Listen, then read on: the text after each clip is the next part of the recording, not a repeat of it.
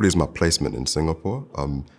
Even just aesthetically, the place that I went to, Makino, there's like a little pond outside with koi fish, but on the inside of the building, there's real engineers doing real things. And it's just saying things that I just did not understand, which is brilliant at my age because you want to absorb everything you can.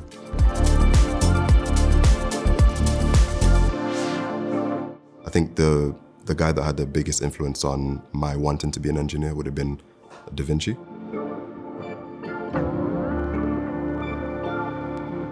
I love playing the guitar. Not too good at it just yet, I'm getting there.